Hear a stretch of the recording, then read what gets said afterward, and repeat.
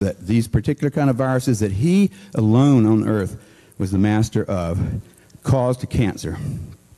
It was a certain class of retrovirus called the C-class retrovirus. That was Bob had shown two little islands off of Japan, little teeny islands south of Japan. There was a particular kind of disease there. It was cancer kind of thing. And there also was this virus there that he hadn't found anywhere else. He hadn't looked anywhere else either. You know, and that didn't bother Bob. He announced that he had found the cause of one kind of cancer, which was supposed to help him get another $500,000 grant from the federal government the next year, because he had published something finally of all these people that were at the National Cancer Institute trying to show that viruses could cause cancer. He was the only one that had shown it. And the reason he was the only one is because he didn't believe in the scientific method. He didn't even think about the fact that you can't pin causality just on the fact that the two were there together. I didn't cause you. We're here together. What about all these other people, I could say? Maybe he caused me. Maybe all of you caused me. I don't know. But if I say, she caused me because we're here together, everybody would say, fuck that.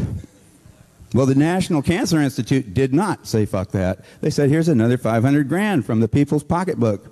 Go ahead and do it some more. But Bob suddenly got a message from his friend Margaret Heckler, who was the Health, Education, Welfare Secretary, friend of Ronald Reagan, who was tired of seeing homosexuals picketing in front of the goddamn White House. He says, every time I come to work, I start wondering if I'm one too. Get them out of here.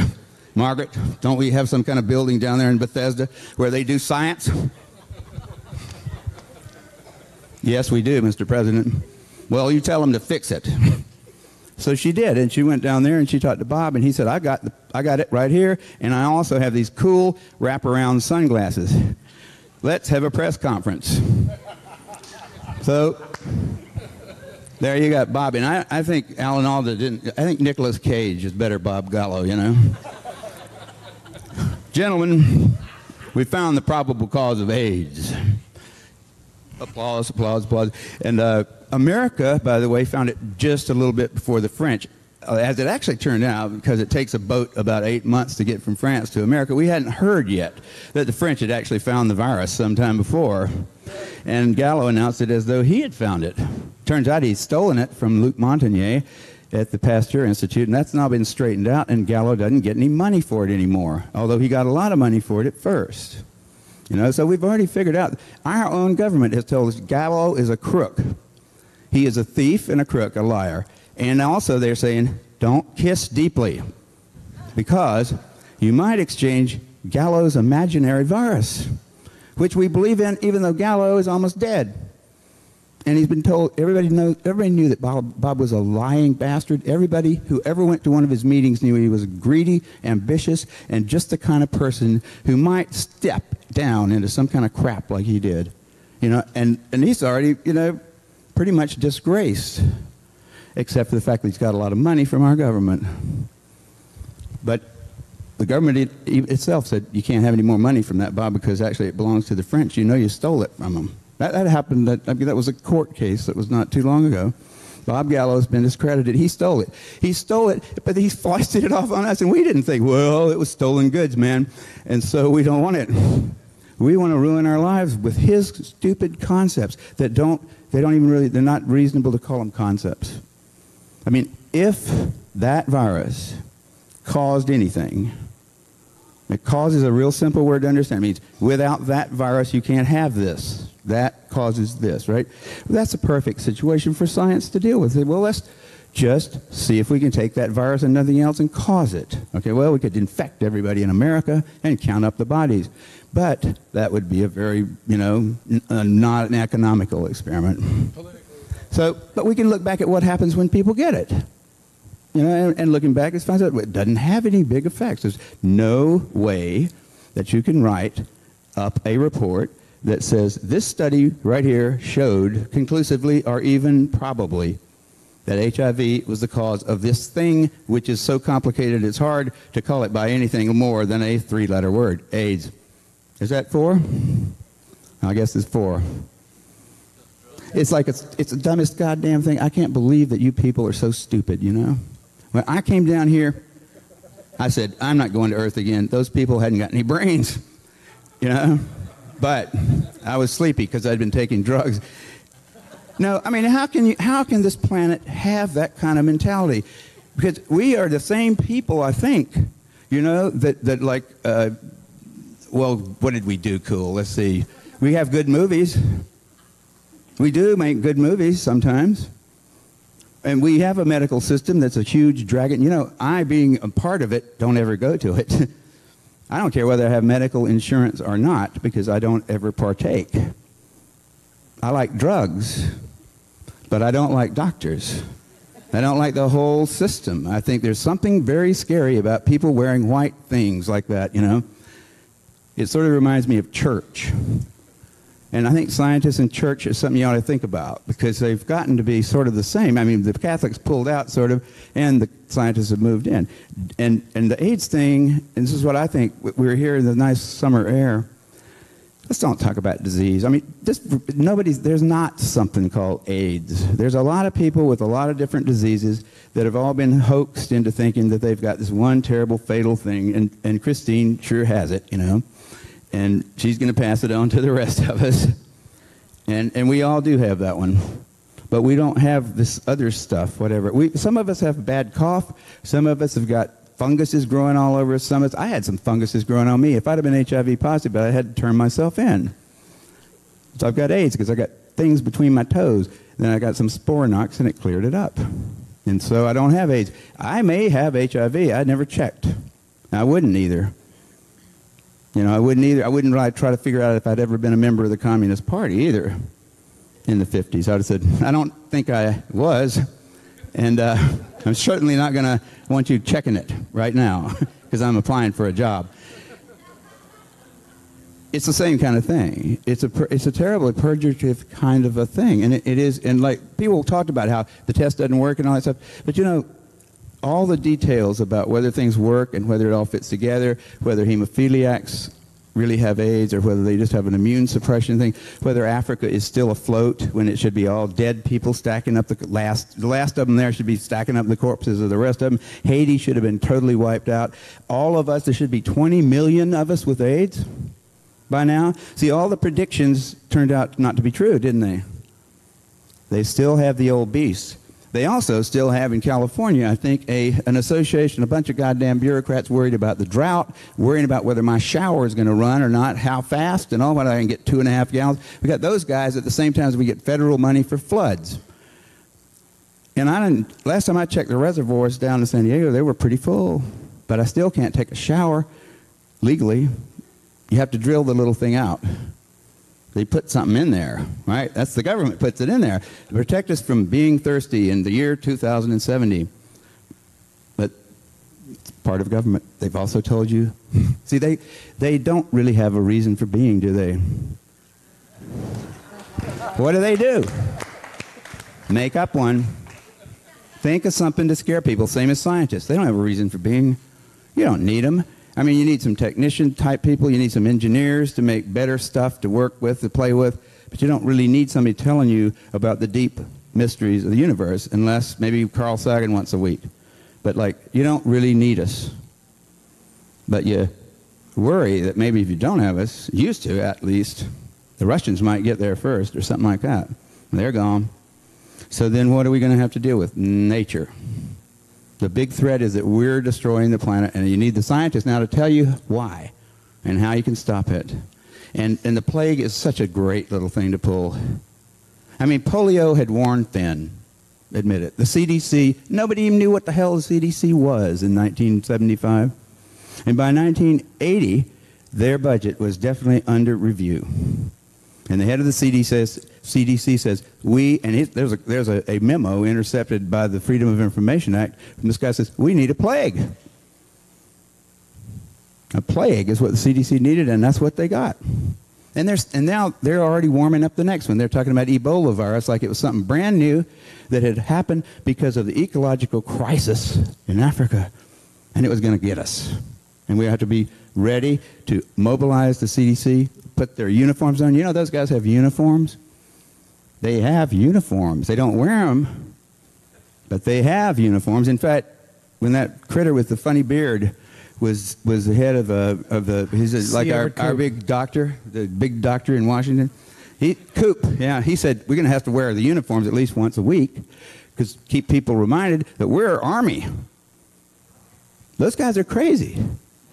I mean, they are. They really are crazy, and the things that they dream up are stranger than things that would make good movies. They're just, you know, this virus is mad because we've encroached on its habitat, so now it's going to come out and get us. Well, they don't have legs. Viruses don't have legs or wings or any kind of way to move, and they don't give a shit about us, and they don't care about their environment. They never heard of that.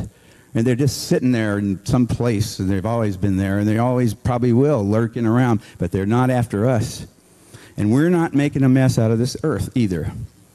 We aren't. We're an arrogant little bunch of naked apes. That's all we are. And we're crowing about this horrible disease that's decimating our planet and paying all these people fortunes and taking poisonous things. I mean, we're dumb. Why would the viruses care about us? I mean, maybe they care about the whales. I bet you if there's any problem on the planet now, it's the ants.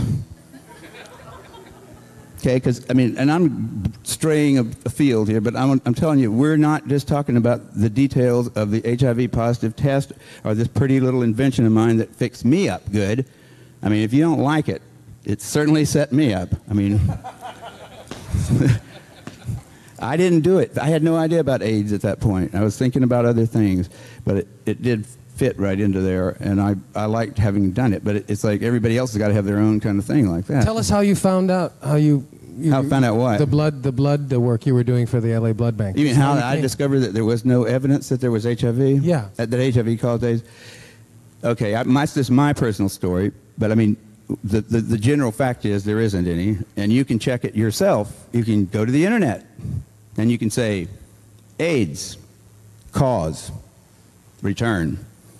Go on Alta Vista or something like that, bang, you'll get papers. The first 20 hits you get, out of those there will probably be about 6 or 7 that suggest that there is no evidence, okay?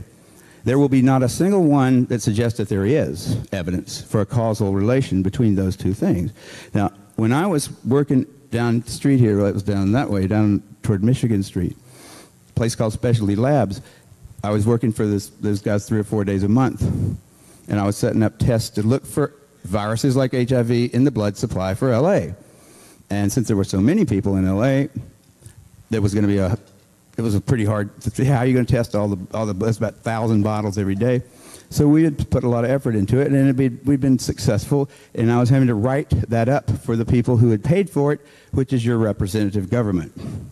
And I was writing this little paragraph, and I said, well, I've got to explain why we were doing it in the first place. So I said, well, HIV is the probable cause of AIDS. That was my first sentence, because I thought it was, because that's what I'd heard. And I hadn't questioned it. I just heard it. I said, well, if all these people think that's true, there's probably evidence back there somewhere that suggests it. And so I asked somebody, what reference, what little work of scientific reporting should I quote so that somebody interested in finding out why I thought that could find out himself. The guy said, the guy that I asked was the wrong person to ask. He said, you don't have to quote that. You don't have to say anything. Everybody knows it. I said, well, I don't know why I know it. I just know that I heard it. And in a scientific thing, it's a lot different from a movie where all you have to do is have a character say something you want to have as a fact. In a scientific publication, you are required, by the system, not by the editors of the journals, because they let you get away with a lot of crap sometimes, but you're required by the elements, the scientific things that have made it work, to always tell the person that you're now telling something new to where you started from. You say, I'm starting here, have worked to there. So we moved one small step. But if the place I started wasn't, if I don't even tell you what that is, you don't know we've moved anywhere, and you can't trust that. I have to tell you where I started from. Well, in that case, I couldn't find it. I started asking people. I started getting real sort of uneasy about it after about a year, because I still hadn't written the damn thing, and it was due about a month from when I started it, so it was real late because I couldn't finish it. But I started asking people all over the world, because I started traveling about that time, because everybody studying AIDS wanted to use PCR. That was my invention. So I got invited to all these meetings, and I'd tell them how to do PCR. Well, I didn't care that much about AIDS to begin with, but I started caring after I realized none of these people, when asked directly, privately, sweetly, could come up with anything to help me out, and all I wanted to have was one scientific paper to quote that I could say, this is where I got the concept from that HIV is the probable cause of AIDS. And I thought at that point that that's pretty damn significant, because there was a tremendous amount of interest. There were meetings, 10,000 people gather in Amsterdam, 10,000 people gather in various cities around the world every year or two to talk about this work they've been doing at our expense to cure this disease, which they've created at our expense, really. And not a single one of them can find a quote that I could use in a simple little paper to the NIH, that's the National Institutes of Health, that said, the reason you guys sent us $50,000 for this project is because HIV is the probable cause of AIDS, and it would be a good idea to see if it's in the blood supply. Right? There's no way to support that statement. No reason to do that work. It was all a waste of time, except that I enjoyed it. I love to drive from San Diego to LA twice a month. I made a living. And if you think about that, that's where all those guys are making a living. But I changed the question after a while because I was getting no luck with what should I quote. I finally said, when was it that you came to the conclusion? Because you must be, because you just gave a talk about AIDS and HIV. When did you come to the conclusion that HIV was the probable cause of AIDS? Personally, when did you come to the conclusion? And they would generally allude to some paper or something that they had read or whatever, but no one has ever been able to explain to me anything else than I heard it in the New York Times or on TV. Was that fiction or was that fact on TV? It didn't bother anybody to even think about it. I don't know how it is that we all overlook real obvious things like that. But we've done it before on this planet. We do it regularly. It's expected of us to be idiots. I've got a new disease to attend to. I need a drink. And okay, let's remember this. AIDS is, in fact, and if you look at all this stuff together, if you've ever taken a philosophy course, like an introductory one, I took a bunch of them because they had girls in them, and that my chemistry courses at Berkeley didn't. So I strayed over to the philosophy department a lot. And I thought, this is the most useless information I've ever, but there are some nice reasons to be here. So lately I've started realizing that this is really, this whole thing, it brings out, and from like Christine's story, to Paul's, I'd say, he's kind of young still. The Georgia Tech boys, we're not, I'm one too, but I've aged, and matured. And so I don't jump on him. I'm a libertarian, by nature, but I've become more and more so as I've realized how little I really know about things. And it is not a good idea, I think, to try to find another cause for AIDS before we have found out whether or not the one that the world believes is true and which has caused them so much disaster. See, the cause of AIDS, supposed, the HIV, has caused a lot more trouble in the world than AIDS itself. So the thing to do is to don't worry about AIDS right now. It'll go away, by God. It is going away, and it will continue to go away unless the government raises the ante. They're paying $2,500 a year to every county for every AIDS patient. So there's a reason to have AIDS in my county if I'm the health guy, because it's my budget. Like if you think about how many AIDS cases they can claim to have in LA, multiply that by $2,500, and think about how many cars and stuff you can buy with that, you can see why there's an impetus for saying, if there's anybody that looks anything like an AIDS case, call it AIDS. And don't you listen to Kary Mullis. He's against the state and humanity and your daughter. But AIDS is going away nonetheless, and if we stop funding it, it would vanish overnight. HIV, however, is something we can detect, and people can make money for detecting it. And as long as when they detect it in someone, that person is pretty much cast into an incredibly bad place in which they will be injected with or coerced to take hideous drugs. Their children will be taken away from them if they won't do it to them. That's the side of it that we need to worry about. It doesn't make a damn what causes AIDS, really. what the question that we should be asking is, why have we decided that having HIV makes you our favorite Jew, nigger, smoker, whatever we want to jump on, right? You're the perfect one because you brought it on yourself by your lascivious behavior. Something like that. See, we need something like that because, by God, they took away all of our other things like that, didn't they? Those goddamn Democrats. You know, you can't call people names anymore, except you can say they're HIV positive, and you can tell your kids, if you don't eat your cereal, you'll grow up to be HIV positive, and all that stuff. I mean, we're using, that's the thing I think we ought to think about here, not whether or not AIDS is caused by it or not. But even if it were caused by it, how do we deal with something like that when maybe it's causal for the very few people that actually get it?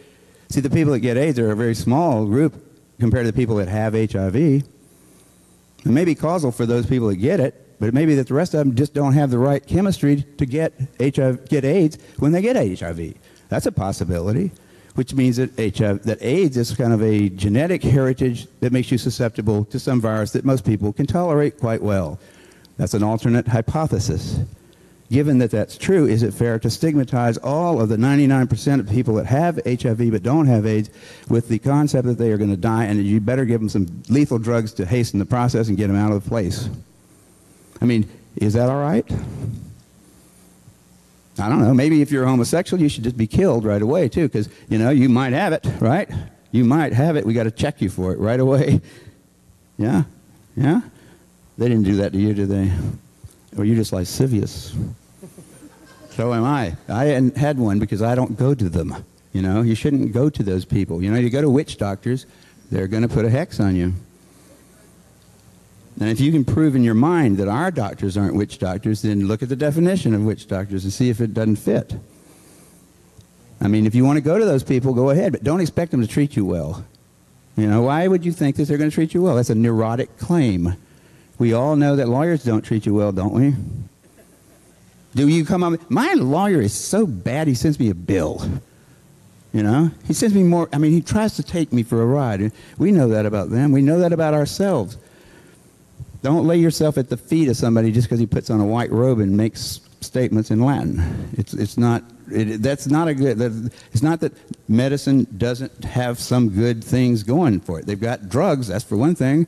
Sometimes those are useful, but they're not made by those guys. Those guys don't even know how to write the structure of those drugs. Those are made by chemists. You know, we don't go to chemists to find out whether we should pee at the right places or have sex in this way or that, you know. Chemists don't know either. Doctors certainly don't know. I mean, we are living in a pretty weird planet here, but it shouldn't be that weird. It really shouldn't. You go to one profession to get the products from another profession. And the one profession tells you all that stuff about them. They don't know anything about them. The other one doesn't sell them to you. They sell them to those. You know? I mean, it's a funny kind of a thing going on there. A chemist who makes AZT himself can't go out and buy some to take. Same thing with any other drug. The chemists are making them. The chemists don't get to prescribe them. Why don't the doctors make them? Because they don't have the sense. They don't know how to do it. The doctors don't know how to make drugs. They buy them. And if they've got anything else, I'd like to see it. You know, what has changed? What is the difference between our medical people and witch doctors? It's drugs. Now, they don't make them. They have an economic way of like being the only people that can give them to you, and they make money out of doing that, and they act so cool, you know? But they really are a worthless bunch of bastards if you're sick. Okay, you want me to stop talking like that? Oh, okay. What do you want to know? I'm sorry. I just want to say, at this point, since it's getting long in the day, you guys have gotten an idea. If you have any questions, if you want to open any dialogue, please do so. Please know that this is an open forum. That if you have any proof that HIV does cause AIDS, please show it to me as soon as possible, or anyone else here. But other than that, this is a safety net. This is something I'm putting out because I believe that if you tell enough people will care. Enough people are good, true, and beautiful human beings. To be honest with you, I am disappointed that not more of my own colleagues, actor friends that I had invited that said, I'll be there, are not here. but one is actually David Gray. Thank you very much. And Krista Rowe. I mean, there's a bunch of you people, Apollonia, but there should be more. There should be a lot more. We should care about this because we dish this out unthinkingly to the world. And I think it is our responsibility, first and foremost, to finally go through this educational process, as uncomfortable as it is, because it's worth it. Because if what we are saying or suggesting is true, the implications are humongous. They're terrible. Then we are living in the belly of the beast, and what do we do about that? I don't want to take it sitting down. So if any of these meetings brings back one or two people, it would have been worthwhile for me to put them together, because one or two people is exactly what we literally got the last time we held one of these, and one of those people is Laura Shapiro. And I thank God we put on the event, because without Laura's help, so much necessary work would not be done, because Christine is pregnant, and Christine and Robin and the people at Heal only have so much. We did not choose to ask you for money, nor is this a press event, because we think that the integrity of this information stands on its own. And at some point, you will be compelled to join forces in whatever way you can.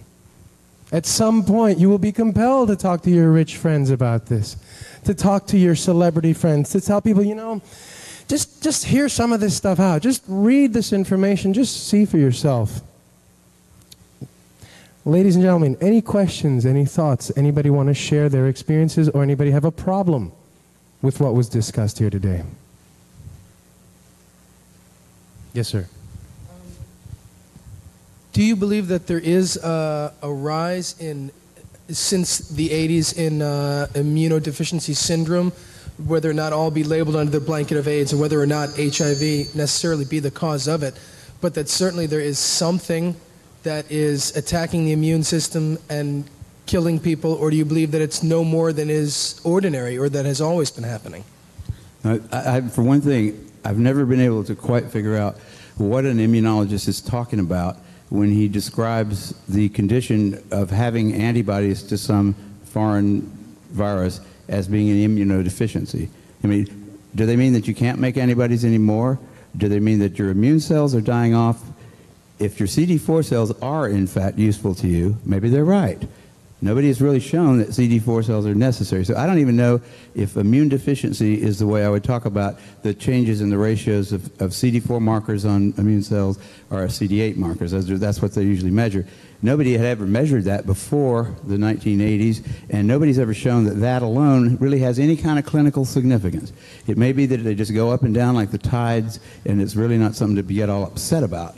As soon as somebody puts a limit on it and says, if you got less than 200 CD4 cells, you're sick, and then they start giving you drugs that kill your CD4 cells, that could have the effect of making it look like it was a bad thing in the first place. But as far as what are all those little funny diseases, like Cryptococcus and Pneumocystis carinea and Kaposi sarcoma and those kind of things that we've lumped under this term AIDS, and also uterine cancer that's been stuck under there.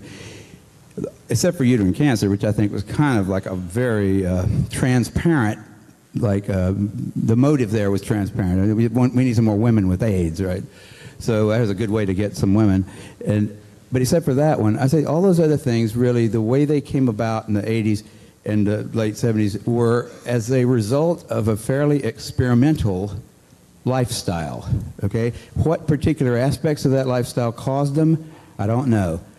It's hard to figure it out. For any one of them, if you were to really pursue it and say, I'm going to figure it out, why that one? Why Pneumocystis carinea ever happened? If you could disentangle it from all the rest of them and get some research funding to try to find out why certain people die these days of Pneumocystis carinea, you probably could. It's probably just another goddamn disease. It was a result, probably, of a type of a life that had not been lived too much in the 40s and the 50s and the 60s, and probably not much ever before. Whether it was the drug use, the lack of sleep, the poor nutrition, the tremendous number of contacts with other humans, and sexual contacts is simply the least of those, by the way. The gregarious contacts of any kind with human beings will get you the flu. Okay, most viruses do not respect the gender or the genital organs of us because they're such small things and so very seldom used. They go for our lungs. Okay, I mean, that's one of the first things they made the mistake. I said, why do they think it's just venereal? Because we don't know any viruses that are. And viruses, you know, they don't live here because they're fat and rich. They live here because they're lean and clever. And if you go for the genitals, when you could be going for the lungs, you're a pretty dumb virus. Right? I mean, because we blow air out. You get in an elevator with somebody. You know what? The CDC wouldn't want to be saying that, but they don't have any evidence at all. Now they've said deep kissing. On the basis of one person. But the disease is real, AIDS, but it's not a disease. The fact is real that when you start having a life that pays very little attention to the stuff your mother and your grandmother would have said, you got to have this, you got to have that. You can goddamn go out and be a Democrat if you want to, but you've got to eat and you got to sleep. And they would have said, I mean, you stop doing those things, which a lot of people did. In a really large, big way. And, I mean, the people that lived next door to me in Berkeley started looking real sick a few years after they started coming over to San Francisco at night to the bathhouses. And I don't think it had to do with the disease they got. I think it was because they didn't eat or sleep. And drugs figures into it because the only way to live without eating or sleeping is to take amphetamines to stay at work and to take downers and stuff to go to sleep between 4 and 6. You know, and then you don't have much of an appetite, and you get skinny, and you get pale, and it's fashionable, and so it's okay. But that will lead to diseases eventually, probably, unless we're real lucky. Also, in our history, we've never had the sexual and the psychedelic revolution the way we had it in the 60s at the end of Hopefully neither one were harmful. I would rather let that alone. You know, we don't have anything saying either one of those things were bad for us. They were emotionally involving, and we see things like that big, close-up, and important. Okay? I think nutrition and sleep are the first ones. Psychedelics and television and whatever, and sex if you want to get into that. But, you know, sex has been around a long time. Didn't seem to hurt us. It's in fact necessary. But the combination... It'd be bad if it turned out to be lethal, wouldn't it? Eastside, Yeah. the question about increased immune suppression, certainly there's been an increase in HIV testing since the early 80s. Right now, a third of the people who develop AIDS in the United States didn't have any immune suppression or any other AIDS symptoms until they started taking AZT. So certainly that's one factor that didn't exist prior to the 1980s, the consumption of AZT, which I'm convinced is a cause of AIDS and maybe the primary cause of AIDS today. I just wanted to say, too, that something that was really revealing to me, I was at a PLUS seminar where I'm no longer welcome, sponsored by LA Shanti Foundation. And I was there learning about what it meant to be HIV positive, how long I could expect to live, and at that time they granted me 5 years.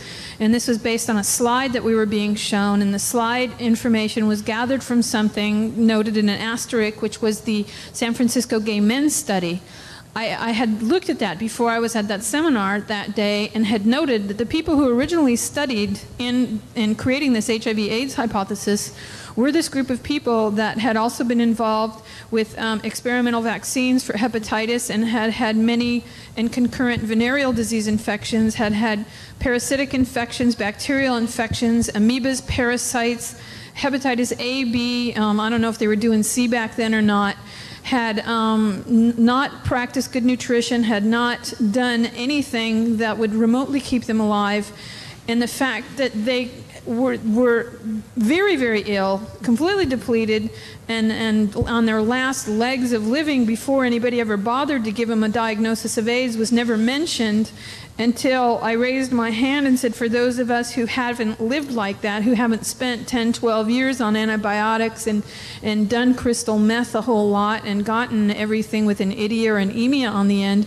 what does this information have to do with us? And the doctor looked at the floor for a few seconds and said, absolutely nothing, because these are a very particular group of people that were studied to come to this HIV/AIDS hypothesis, and the mistake was very great in trying to say that everyone would become sick like they did, because they did a lot of things to make themselves sick.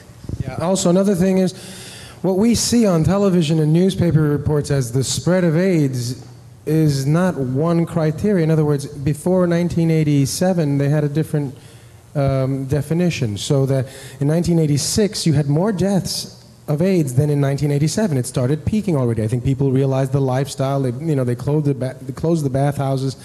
And a lot of people started taking much better care of themselves. So in order to allay the fears that this thing would be going down, or to change the impression that this was being conquered already, they changed the definition, added a whole new set of diseases, brought up the number of T cells, and all of a sudden, overnight, it doubled the amount of people that were now considered AIDS.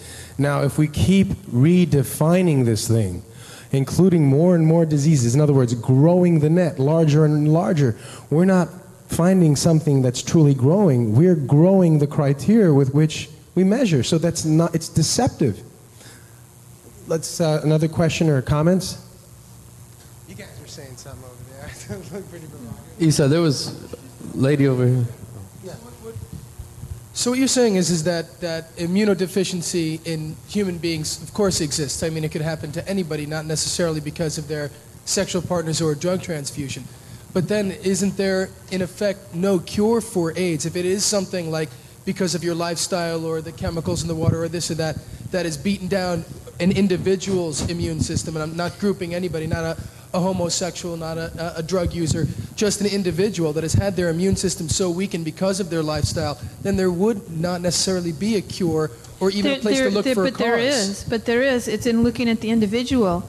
Because what is called AIDS in one person is called AIDS in another person is a completely different thing. If you're a woman, you test HIV positive and you have a yeast infection, that's called AIDS. If you're a man and you test HIV positive and you have pneumonia, that's also called AIDS. When we're not looked at as individual people, we all get the same treatment, a toxic chemotherapy called AZT. When you're looked at in an individual, you get treatment for your pneumonia. Now, a regular normal person who's tested HIV negative receives pneumonia treatment, and they're told to go home, take a rest, take some time off work. They're not told to fill out your will, get ready to die, sign up with an AIDS organization, it's all over with, nobody's going to want to touch you again, check out. That's where the problem is we treat everybody the same. There's 30 different illnesses and conditions that are listed under the category of AIDS. AIDS is not a disease, as many people think. It's a category. Just like I was doing an analogy with someone the other day, housewares. You can't hold a houseware. You can have a blender or a dish, but there's no such thing as a houseware. There's no such thing as AIDS. There's only the blenders and the dishes and the pneumonias and the tuberculosis and all that stuff that goes in there. If you treat the person who is sick and leave alone those who have simply tested positive and well, there is no let's hope for a cure, let's wait for a cure, let's pray for a cure. The cure is here. And you can restore an immune system that has not been taken so far astray by the destruction of the bone marrow and the spleen and the liver and all that other stuff that AZT and all these wonderful drugs that AIDS organizations bring us and push on us. You can get better. There are many people who have and many people who stay well once they stop doing that. And you also need to, in a certain sense, get rid of what's in here, which causes a tremendous spiritual death. You tell somebody they're going to die, the lights go out. There's no hope for tomorrow. And every morning when you get up, I went through this. You know, my hair is falling. Oh my God, it's a cancer pimple. It's not a pimple. You know, you expect the worst of everything. And in this paradigm of AIDS, there is no way out. Everything is called a result of HIV. And I'm not joking. I read an article once that said a buildup of earwax is symptomatic of HIV. There's a young woman who called us the pregnancy stories. Again, I'm collecting them. This woman who called us who's pregnant and she just had her baby. We got her off AZT luckily, and the kid was actually born without the typical hole in its chest or 6 fingers, or had to be therapeutically aborted or aborted itself. The child was born and we hope it's going to be all right. In her subsequent visits to the doctor, she was told that the moles that she had developed during her pregnancy were symptomatic of HIV. I'm in a prenatal class out in Simi Valley. Half the women in there are whining about moles during pregnancy because it's something that happens. Their names are Tammy and they've never tested positive. So nobody puts this crap on them. But it's a very hard thing to live with. To be told that you're supposed to die, and to have everything that you turn on television and every magazine that you open tell you that too. So you've got to recover in 2 ways. 1, find a doctor that's going to treat you like a human being, and 2, get enough information to believe that you have the right to be here and get well because you can.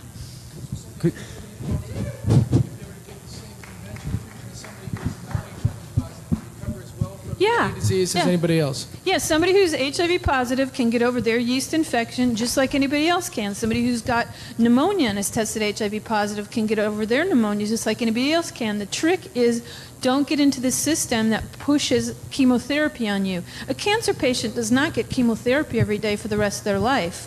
Nobody here is going to get cancer chemotherapy as a prevention of cancer that may occur 10 years down the line.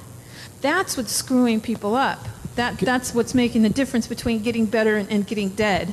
I would also like to add, if I could, real quickly, that and it may be semantics for a lot of people in here, but at least for me, it's extremely important. I think that it's very necessary to be cautious with the kind of words that we use. This cure word is a silly notion that feeds us all into a path along what Kary was referring to earlier when he was discussing, why are you listening to the white coat and you're looking to him to do something. All that we need to be concerned with here is healing.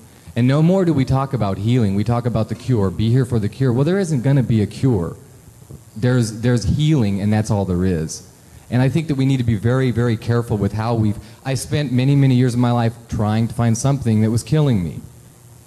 There wasn't anything there. There's no cure. And in that process, there was no healing occurring.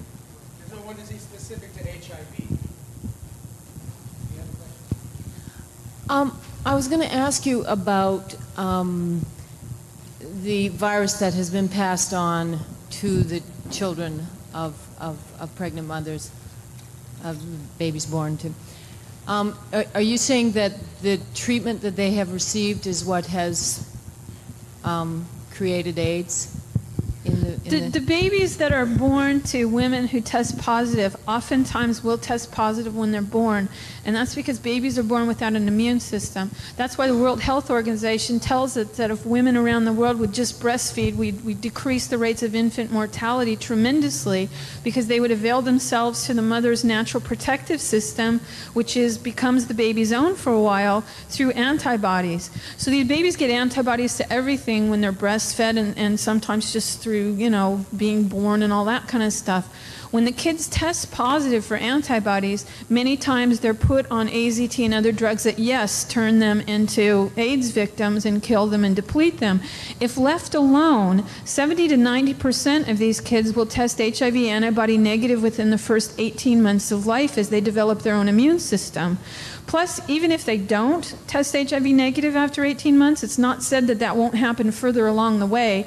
Many children have. There's a couple who adopted a Romanian orphan, and it took her a while to start testing negative. She's fine, but she was put on AZT for a while, and it caused tremendous pain. She stopped growing. She got sick. Her hair was falling out. The usual chemotherapy She stuff. had AIDS. She had AIDS by virtue of the prescription of AZT.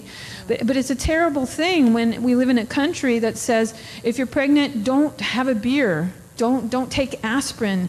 Don't take anything, and stay away from secondhand smoke, but load up on chemotherapy, because somehow that'll do you some good. And it is completely wrong, and the focus of many, many AIDS organizations is pediatric AIDS, because it's kind of a safe, warm, happy little place. It's all about babies and stuff.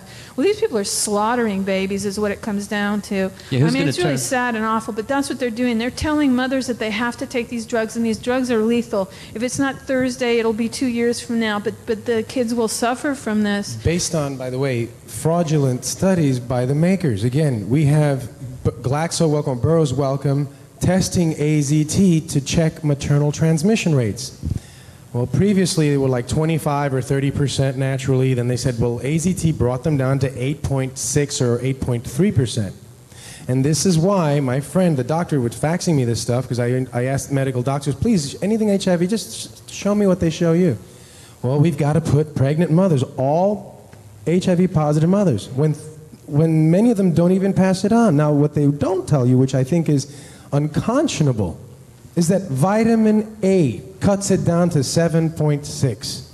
Vitamin A does a better job at halting maternal transmission rates than vitamin AZT.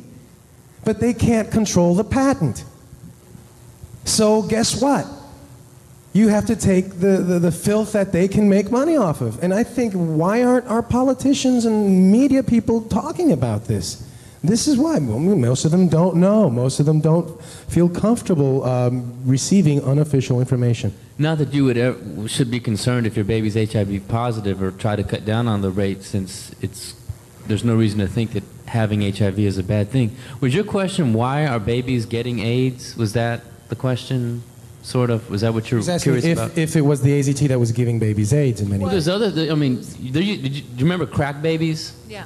Okay, crack babies were before HIV came along. Then after HIV came along, they started calling them AIDS babies. So yeah, there's a lot of people that have severe health problems, a lot of drug users, no matter what is causing their health problems, Kary. And I'm not suggesting that you do consume recreational drugs, by the way. What were those leaves you were eating, by the way? What's that? What were those leaves you were eating?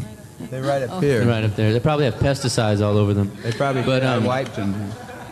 I was just making a point with the people that are in these groups tend to be positive for just about every germ that you could possibly imagine. And if you look at the early AIDS studies, the AIDS babies were born to mothers, for example, that were positive for hepatitis A, hepatitis B, cytomegalovirus, herpes 1, herpes 2, herpes 3, herpes 4, everything. And then they come up with the new germ, HIV, and they're positive for that as well.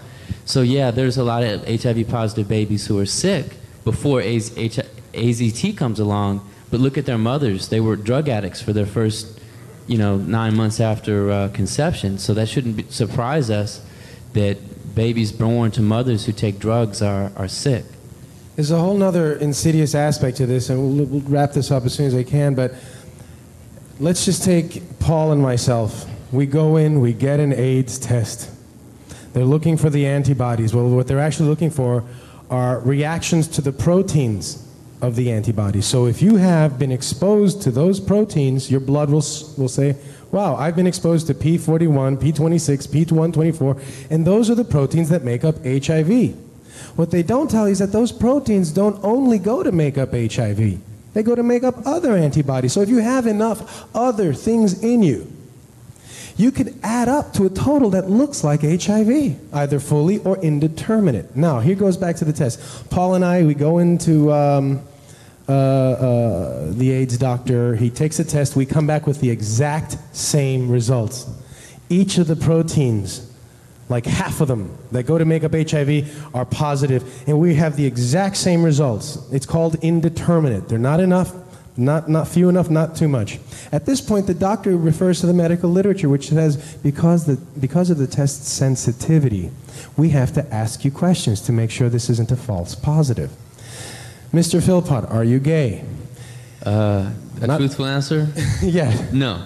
Mr. Philpott, have you had lots of sexual partners? Just say no. Hell yeah. No, just say no. No. Mr. Philpott, are you married? Yeah. Mr. Philpott, do you take drugs?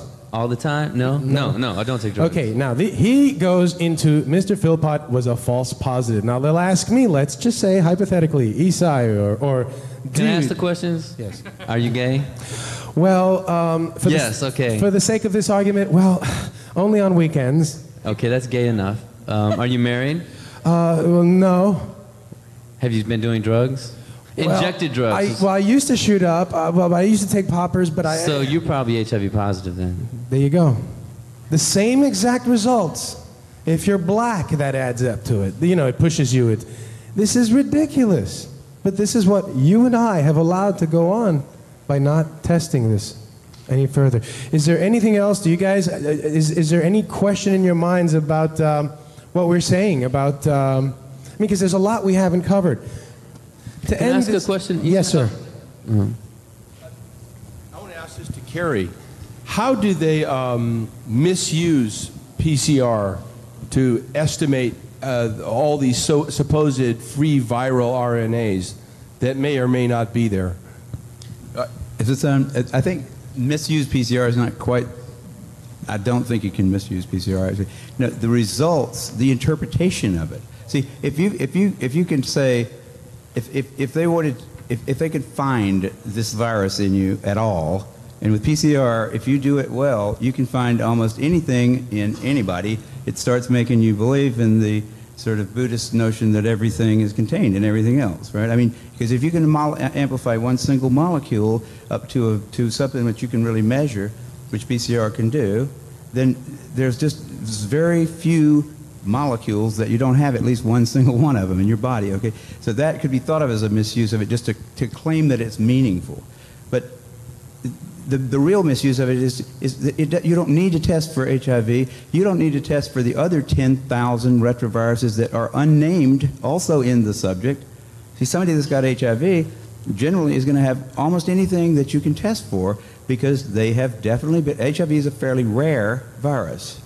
There's only 1 million of us out of 250, 300 million people in America that have that virus. So you have to get around, either your mother had to have it and pass it to you, or you have to really be paying a lot of attention to people that do have it and paying only attention to them and get a pretty good chance of getting it that way. It's hard to get it, but if you have it, there's a good chance you've also got a lot of other ones.